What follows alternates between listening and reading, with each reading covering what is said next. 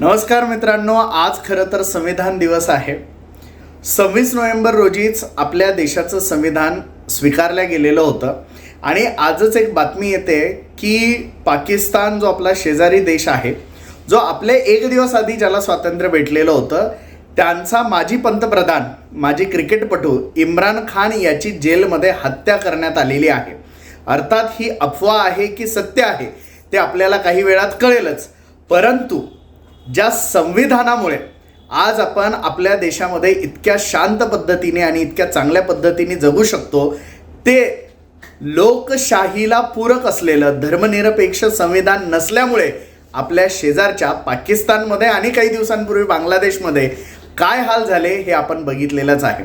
आणि हे उदाहरण आहे की आपल्या देशाचं संविधान हे किती स्ट्रॉंग आहे याचं। त्यामुळे संविधानाचा आदर आपण केलाच पाहिजे आणि संविधानानुसार आपण जगायला शिकलंच पाहिजे। अर्थात संविधान की धर्म हा प्रश्न आपल्याला बऱ्याचदा विचारला जातो, परंतु माझ्या उंबऱ्याच्या आत माझा धर्म आणि जेव्हा मी माझ्या उंबऱ्याच्या बाहेर निघेल तेव्हा मात्र संविधानच हा माझ्यासाठी सर्वोत्कृष्ट मार्गदर्शक असणार आहे।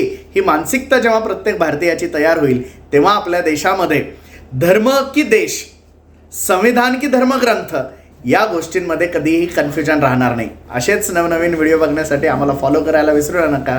थँक्यू।